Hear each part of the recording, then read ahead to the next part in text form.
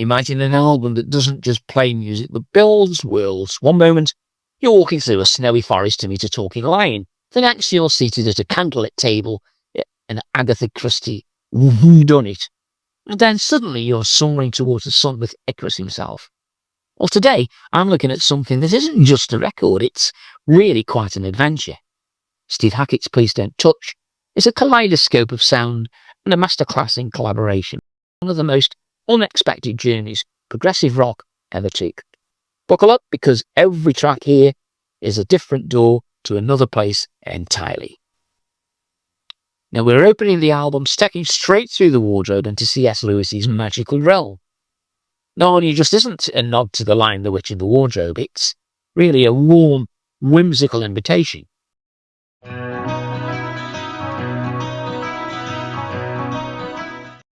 Steve Walsh, fresh off Kansas Platinum Heights, lends a surprisingly gentle vocal delivery.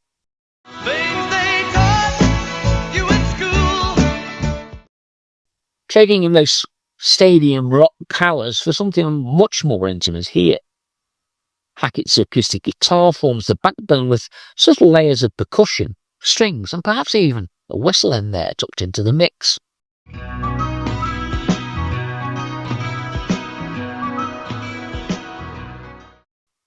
It's charming, though brief, and a 4-minute snapshot that feels like it could have been expanded into really quite an epic. But still, it sets the tone. This is an album unafraid to play in different genres and moods.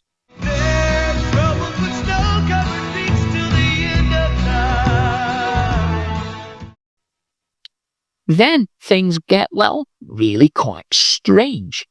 Carry on up the vicarages, Hackett in his delightfully odd mode. Part music box, part haunted carnival.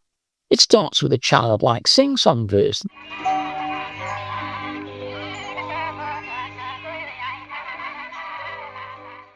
And then swerves into a pipe organ and distorted vocals, creating something both playful and eerie at the same time.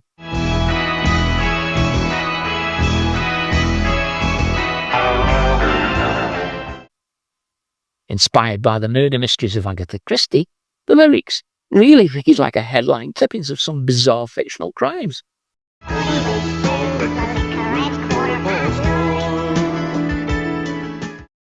A bee sting here, a drowned vet there. And the quirkiness has teeth, and it feels it could slip right into a Tim Burton film. Fun fact, a very pipe organ used here was destroyed in a fire shortly after recording. Fittingly macabre note.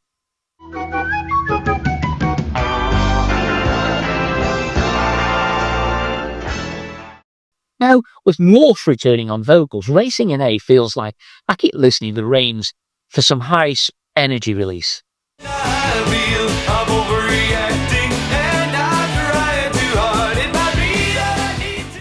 Thematically, it's about the thrill of losing yourself on an open road, but musically it blends guitar-driven rock with synth-heavy passages that date it squarely in the late 70s. No one's stopping me from lying around. There's surely something to it all. There's a touch of the Zombies' melodic sensibility and a bit of Manfred Mann's softer here. It's not the showstopper of the album, but it adds another shade to Hackett's ever-shifting palette.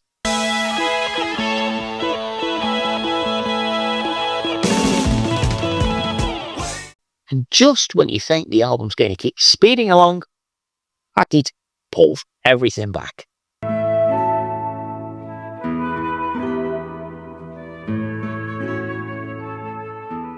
Kim is a short, delicate instrumental featuring his acoustic guitar front and centre, with flute and piccolo painting gentle lines around it.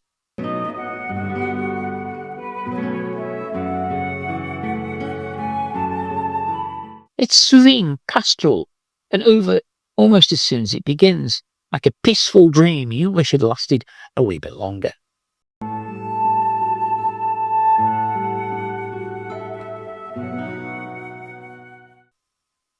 Over the years, Hackett has revisited and re-recorded this piece, perhaps really because it's such a pure expression of his melodic touch.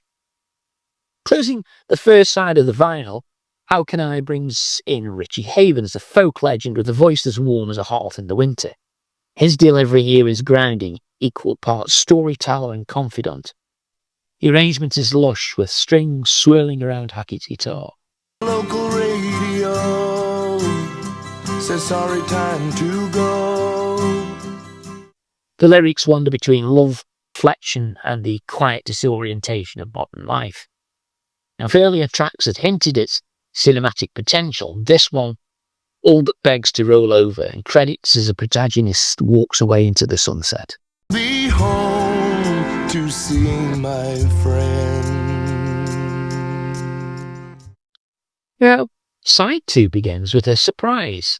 It's an elegant, almost bluesy ballad sung by a then-rising Randy Crawford, and she was joined by opera soprano Lucia Maria Bonvino. There are many friends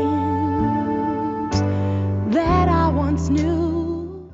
It's a delicate blend, quiet percussion, warm strings, and Crawford's soulful voice intertwining with Bonvino's classical lines. Now, it doesn't sound remotely like progressive rock, and that's the point. Hackett's refusal to stay in one lane is what makes this album such a fascinating listen.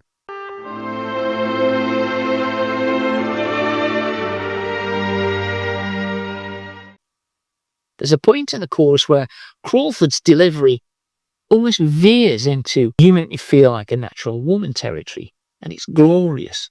How can I go on alone?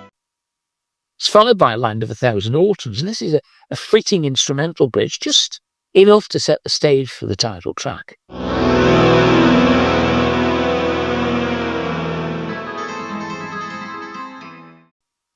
And this is where Hackett goes for broke. "Please Don't Touch" is that instrumental firestorm.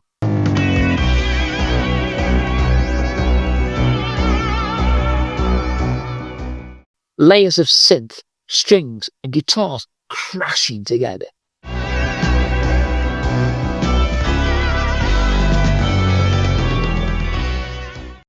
The album notes even a joke that it shouldn't be played for people with heart conditions. Crank it and you'll understand why. It's immense, it's tense, and it's exhilarating. It's the closest the album gets to outright progressive rock intensity.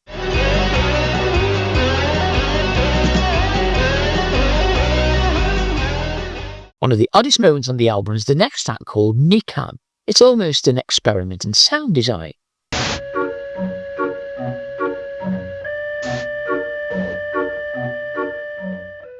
Named after the mixing console Hackett used, it's filled with oven textures and studio manipulations.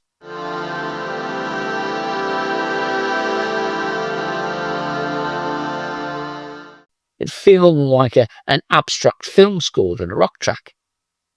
It's atmospheric, it's eerie, and really quite slightly alien. This is reinforcing the sense that Hackett is always thinking in terms of scenes, not just songs. The album closes with another Havens performance, and it's a fitting finale. There are many things that I would rather do. Icarus Ascending retells the Greek myth in poetic, bittersweet fashion. Ambition taking flight, wings melting, and the inevitable fall.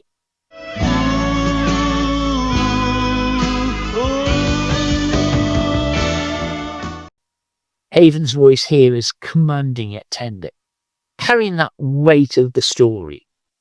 It's part cautionary tale, part elegy. A perfect bookend to an album that has always been about journeys into strange, beautiful places.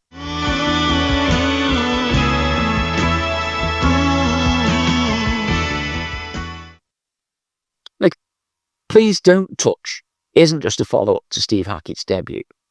It's a musical passport stamped with influences from folk to blues, orchestral to experimental prog. That sheer variety in guest artists gives it a collaborative spirit. Hackett's fingerprints are everywhere, on guitar, flute, piccolo, mellotron, bass pedals, and in the careful way every track is arranged. It's not an album that pounds out a single thesis. Instead, it offers a dozen different moods, each worth revisiting. And maybe that's the real magic here. You come away not with one message, but with the feeling. That's the sense that, for 40 minutes or so, you're somewhere else entirely. And you feel better for it. For me, this was the real start of the Hackett solo career, and despite it all, he remained that quiet fiddler with a guitar, just really waiting to test and tease us with his own brand of magic. A true legend, if ever there was, and that was just the start. Or really, it wasn't, because the video I shot here was his original debut album he made with, when still Pulse, of Genesis. Watch that next, and I'll see you over there.